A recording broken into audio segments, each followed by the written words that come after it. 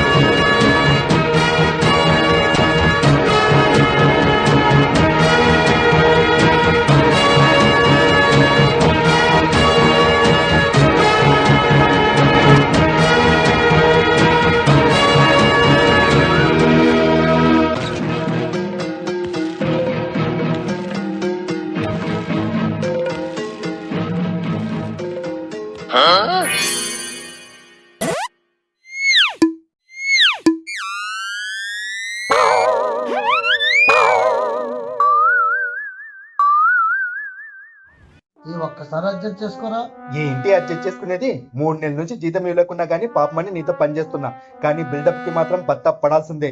ఈ విషయంలో వదిలేదేళ్లే. తప్పదా? తప్పదు. చేతిలో 100, నెత్తి మీద గొడుగు. నా కాడి 50 ఉందిరా. అవునా? ఇది పోవడానికి ఒకటే, వచ్చేదానికి మాత్రం లేచి చూడు. ఓకేనా? సరే.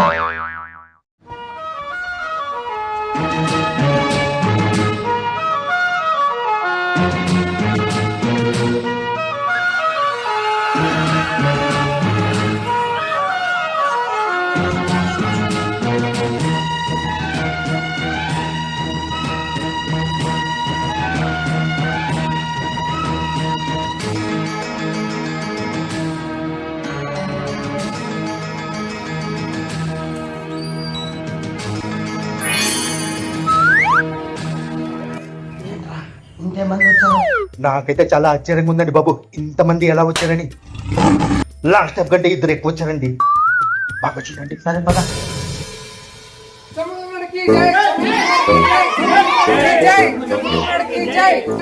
వాడేంట్రా చుంబు అనుకుంటే చుంబు అంటున్నాడు. వాడికి సాపలకి రాదండి. అంత తక్కువ రేటుకి వాడు తప్ప ఇంకోటి రాడండి.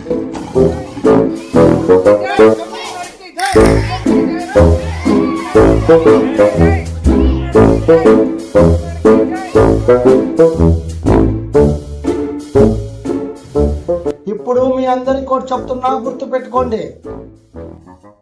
పంచాయతీ మొదలెట్టు. అయ్యా, సుబ్బరాజు గారు 2 సంవత్సరాల క్రితం శ్రీనివాసరావుతో 50,000 ₹2 ధర్మ వడ్డీకి అప్పుగా తీసుకున్నారు. ఇచ్చిన గడువు పూర్తవడమే కాకుండా 6 నెలల పైన అయినది. సుబ్బరాజు ఇంతవరకు ఎటువంటి రూపాయి కూడా చెల్లించలేదు. శ్రీనివాసరావు తనతో ఉన్న ప్రామిసరీ నోటు, తనతో ఉన్న సాక్ష్యాలతో మీ సమక్షంలో పంచాయతీ పెట్టడానికి వచ్చారు. వారి ఇరువురి వాదనలను విని పంచాయతీ చెప్పవలసిందిగా కోరుతున్నాము. అలాగే సుబ్బరాజు, ఒకటి చెప్తున్నా, బాగా గుర్తు పెట్టుకో. బాకీ ఎందుకు కట్టలేదు నువ్వు? దండాలయ్య, ఆయనతో అప్పు తీసుకున్న మాటే నిజమేనయ్యా. ఆయన అప్పు తీర్చడానికి నా కష్టాలు పడ్డానయ్యా, కానీ నా వల్ల కాలేదు. మా బతుకులు చక్రం లాంటివయ్యా. ఎక్కడ మొదలు పెడతామో తిరిగి అక్కడే ఆగిపోతావయ్యా. ఎక్కడితే గాని డొక్కాడదు, డొక్క నిండితే గాని రెక్కాడదయ్యా. పంట కోసం అప్పు చేశాం, దాన్ని తీర్చడానికి కోసం ఎంతో కొంతకి అమ్మేశామయ్యా. గుటి కోసము, డబ్బు కోసము మేము ఏదైతే కష్టపడి పని చేస్తామో దానివల్ల రోగాలు, మేము ఆసుపత్రి పాలు. పూట గడవడమే కష్టం ఉందయ్యా. అలాంటిది ఆయన అప్పు ఎలా కడతామయ్యా? మా వల్ల కాదయ్యా. మరో అన్న వినిపించకుండా ఆయన మా ఇంటికి వచ్చి గొడవ పడుతున్నాడయ్యా. ఇక మా వల్ల కాదయ్యా. ఏంటి వాడి వెదవిని కడిగి కన్నీరు కాస్తున్నారు. వాడి బాధింటుంటే నా గుండె చెరువవుతుందిరా. ఆ చెరువుకి గండి పడకుండా చూసుకో. వినబడింది.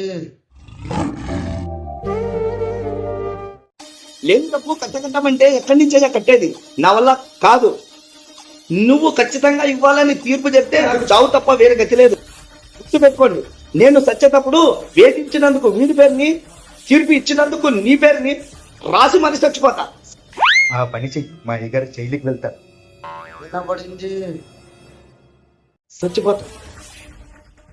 శ్రీనివాసరావు, నేను ఇప్పుడు ఒకటి చెప్తున్నా, గుర్తుపెట్టుకో.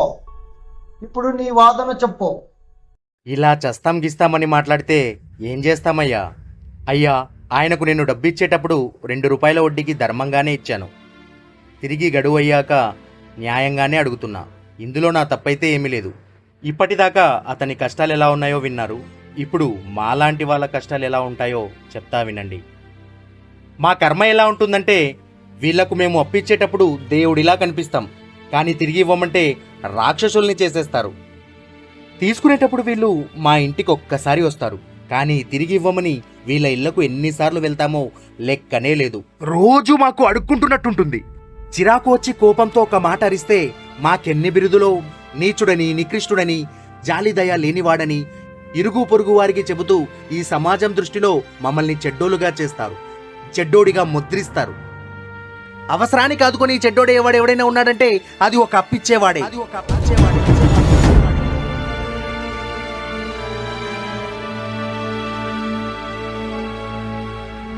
ధనం మూలం మిగత్ జగత్ అంటారు. అందుకే నేను బల్ల గుద్ది చెప్తున్నా, అప్పిచ్చేవాడు వైద్యుడితో సమానం. ఎందుకంటే ఎప్పుడు ఎవరికి ఏ అవసరం వస్తుందో తెలియదు.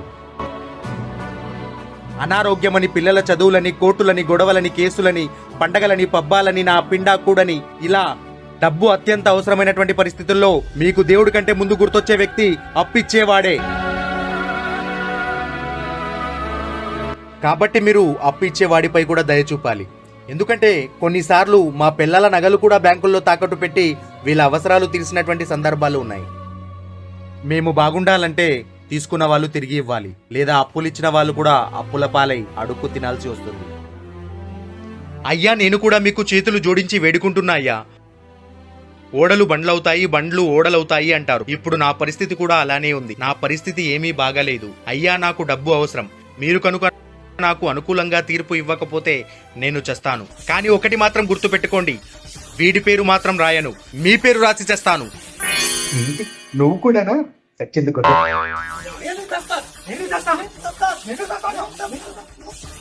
మా అయ్యగారికి బాగానే పెట్టారు ఫిట్టింగ్. నీ పేరు అంత బాగుంది మరి. ఇప్పుడు ఒకటి చెప్తున్నాను, గుర్తుపెట్టుకోండి. నేను ఆపంటే మీరు ఆపారు. ఆ గుర్తు పెట్టుకోండి అనే ఊత పదాన్ని మానరా? మానను, అది నా అలవాటు. మీ ఇద్దరు బాధలు విన్న తర్వాత నేను ఒక డైలాగ్ చెప్తాను. కుంపతి సద్దున్నపుతు డైలాగా? ఈ డైలాగ్ వాడిన ప్రతిసారి బొక్క బోర్ల పడుతున్నారు. అవసరమా? ఇప్పుడు సింక్ అవుతుందిరా. ఆ తర్వాత సంకనాకి పోతారు. ఏం కాదురా. సరే, మీ ఇష్టం. మిమ్మల్ని ఎవడు బాగు చేయలేరు. ఇప్పుడు మీకు ఒకటి చెప్తున్నాను, బాగా గుర్తు పెట్టుకోండి. పాలు ఆవుకే పిసగల, దున్నుపోతు పిస్తే వస్తాయా? అలాగే లేని వాడిని డబ్బు ఇవ్వు ఇవ్వు అంటే ఎక్కడి నుంచి ఇస్తాడు? అలాగే పాలిచ్చే ఆవుకు కూడా మేత వేయకపోవడం కూడా అంతే అన్యాయం అవుతుంది. అందుకే ఇప్పుడు నేను ఒక సంచలన తీర్పిస్తున్నాను. ఆ తీర్పు ఏంటో తెలుసా? ఈ చరిత్రను తిరిగి రాసే తీర్పు. భావి తరాలు చింపాలనుకున్న చెరగని కంప్యూటర్ తీర్పు. తగుదునమ్మా అంటూ మధ్యలో దూరేవాడికి దూల తీర్చే తీర్పు. ఒక్క మాటలో చెప్పాలంటే యుగ యుగాలు గుర్తుండిపోయే తీర్పు. ఆ తీర్పు ఏంటో తెలుసా? ఒకవేళ అప్పు తీసుకున్నవాడు కట్టలేకపోతే తగుదునమ్మా అంటూ మధ్యలో దూరి సంతకం పెట్టుంటాడే వాడే కట్టాలి. ఒకవేళ వాడు కట్టనని మొండికేస్తే వాడికి 100 కోరడా దెబ్బలు కొట్టి వాడి ఆస్తిని బలవంతంగా రాయించుకోవాలి. ఇదే నా తీర్పు. నా తీర్పే సమాప్తం.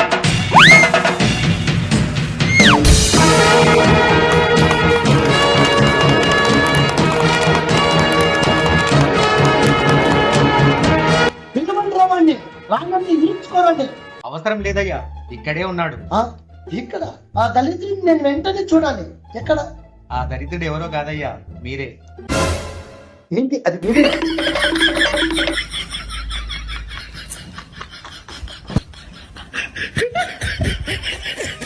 అవునయ్యా, చూడండి అయ్యా, సాక్షి సంతకం మీరే పెట్టారు.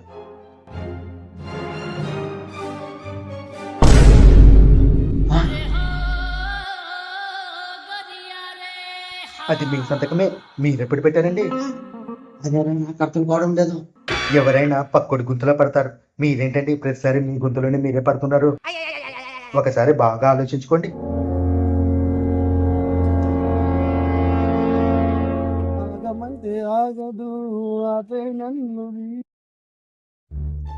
ఏంటి అక్కడ గొడవ? ఏమోలే, బాగానే కొట్టుకుంటున్నారు. ఏమోలే, మనం పంచాయతీ చేద్దామా? వద్దులే, ముందు దొడ్డికి పోదాం. వీళ్ళకి పంచాయతీ చేయకుంటే నాకు దొడ్డికి కూడా రాదు. ఫస్ట్ వీళ్ళ గొడవ ఏంటో తెలుసుకొని పంచాయతీ చేసి తర్వాత కూర్చుందాం.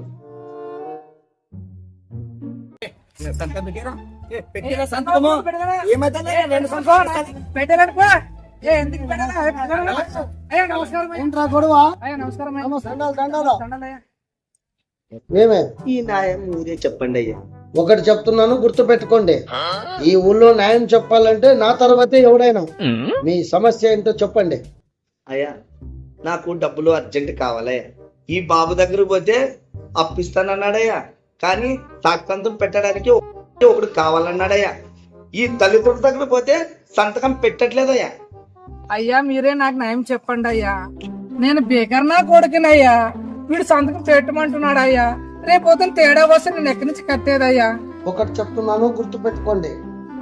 నీ సమస్య నాకు అర్థమయ్యింది. చూడు సుబ్బరాజు, నీకు ఒక డైలాగ్ చెప్తాను ఇప్పుడు. పాలు ఆవుకు పిసగల్లా, దున్నపోతకు పిసిగితే వస్తాయా? నాకు అర్థం కాలేదయ్యా. నాకు అర్థమైంది లేదా? ఏం లేదు, వీడి మెడలో చేయేసావనుకో ఏమొచ్చింది? ఏమీ రాదు. అదే ఈయన మెడలో చేయేసావనుకో. నాకు తెలుసు.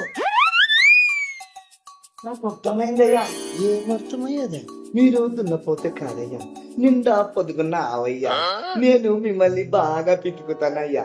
మీరే సంతకం పెట్టండి అయ్యా. అయ్యా, ఈ ఊళ్ళో మీ నుంచే పాలస్తావయ్యా. మీరే సంతకం పెట్టండి అయ్యా. అయ్యా అయ్యా, మీరే సంతకం పెట్టండి అయ్యా. ఏంటి నన్ను తగులుకున్నాడు? అయ్యా అయ్యా, మీరే సంతకం పెట్టండి అయ్యా. అయ్యా అయ్యా అయ్యా, మీరే సంతకం పెట్టండి అయ్యా. అయ్యా అయ్యా. సరే, సంతకం ఏముందిలే, తీసుకో, పెడతా.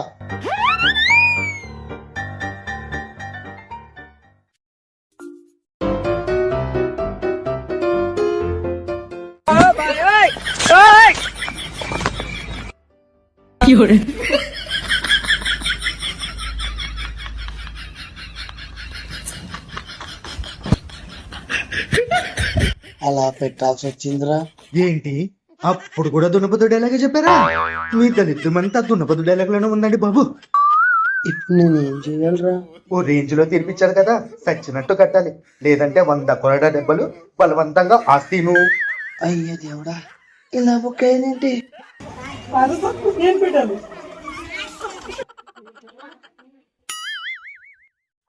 సరే, నాదే. సాక్షంతం పెట్టింది కూడా నేనే కాబట్టి ఆ డబ్బులు ఏదో నేనే కట్టేస్తా. అరే, ఇంటికి వెళ్ళి అలమారాలో అందులో డబ్బులు లేవు. పోనీ ఎవరితోనైనా అప్పుగా. మీ పరిస్థితి చూసి ఎవరు అప్పీరు? పోనీ ఇంటి దస్తావేజులు తాకట్టు పెట్టైనా. అమ్మగారు చీపురు కట్ట తిరిగేసి మరీ కొడుతుంది. అబ్బా, ఇదొక్కటి ఉంది కదా, మరి ఇప్పుడు ఎలా రా? వేసుకున్న ఆ గొలుసుల్లో ఆ ఒకటే బంగారు గొలుసు, అది ఇచ్చేయండి సరిపోతుంది.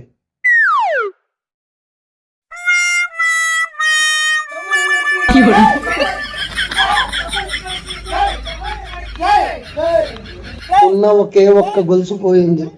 ఆ రోజే డైరెక్ట్ గా దొడ్డికి పోయింటే బాగుండేది. దొడ్డికి పోక మధ్యలో దూరి సంతకం పెట్టి గొలుసు ఇచ్చేశాడు. ఒక్క నిమిషం, ఇంకోసారి ఆ దునపోతు డైలాగ్ చెప్పారు అనుకోండి, మీకు పాలు రావని తెలిసినా అమ్మగారు మిమ్మల్ని పిసికి పారేస్తారు. అర్థమైందా? పోదాం పద.